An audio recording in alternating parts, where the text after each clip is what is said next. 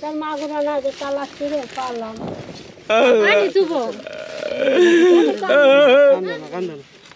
ভাবি রে কি করবো ভাই ভাবি রে ভাই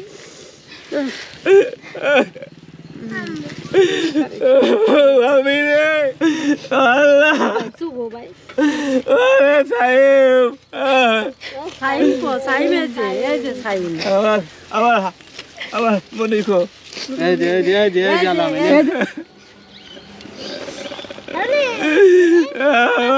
মনি একটু রাত ভরে ঘুমায় না এখন মনির কথা মনে পড়েছে রে এখন মনে পড়েছে মনির কথা এখন মনে হচ্ছে আসিয়া যে এইরকম করেছে এই বিষয়ে আমরা ফাঁসি চাই এগেরে হ্যাঁ বিচার চাই নারী ধর্ষণ শিশু ধর্ষণ হ্যাঁ এর বিচার চাই সেই সময় মানুষ সবাই আতিশয় করিল প্রথম যেদিনকে আসসালামু আলাইকুম। তো আজকে আর বলছি না আপনারা কেমন আছেন। আসলে বাংলাদেশে কোনো মানুষই ভালো নেই, কারণ আজকে এমন একটা নিউজ দেখার পরে আসলে ভালো থাকার কথাও না, মানে কি বলবো, বাকরুদ্ধ হয়ে গেছি। তো আপনারা তো সবাই দেখছেনই কয়েকদিন থেকে নিউজ। শিশু আসিয়া আজকে দুপুর 1টার সময় পরপারে চলে গেছে। ইন্না লিল্লাহি ওয়া ইন্না ইলাইহি রাজিউন। আল্লাহ তাকে একান্ত প্রিয় হিসেবে কবুল করুক, আমিন। তো আসিয়ার সাথে যারা এই ধরনের কুকর্ম করেছে আপনারা তো সবাই জানেন। তো তাদের আসলে কঠোর শাস্তি হওয়া দরকার মানে তাদের ফাঁসি সবাই চাচ্ছি, আমরা দাবি করছি যত তাড়াতাড়ি সম্ভব।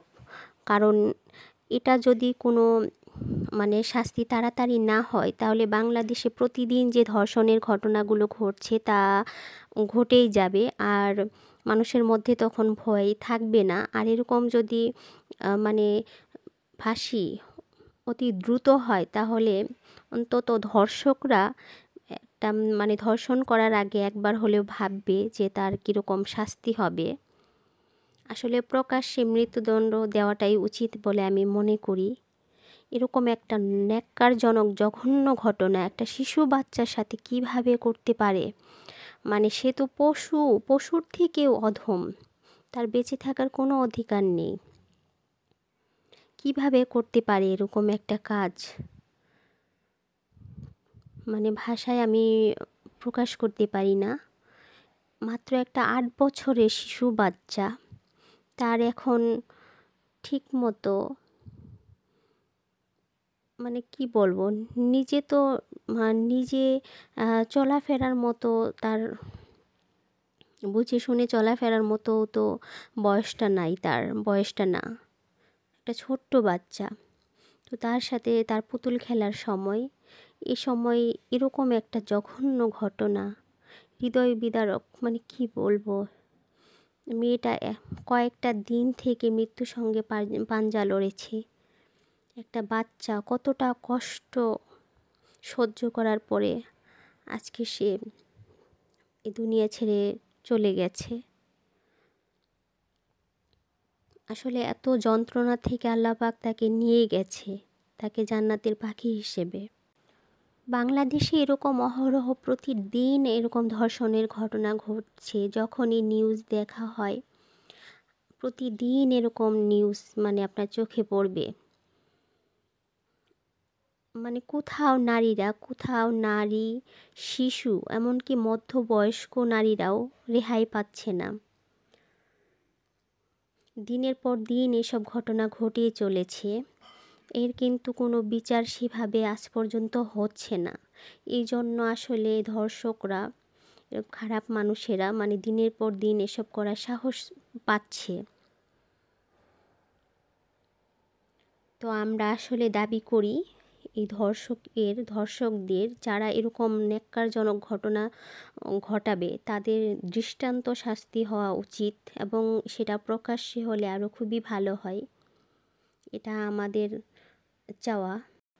গত কয়েকটা দিনে এরকম নিউজ দেখার পরে এগুলো দেখতে দেখতে আসলে আমি কি বলবো, আমি মানসিকভাবে যেমন আমার মানে অসুস্থ ফিল করছি। কি হচ্ছে দেশে, মানে এরকম, তাহলে কোথায় শিশু নারীরা নিরাপদ? কোথাও নিরাপদ না। আল্লাহ সবাইকে হেফাজত করুক।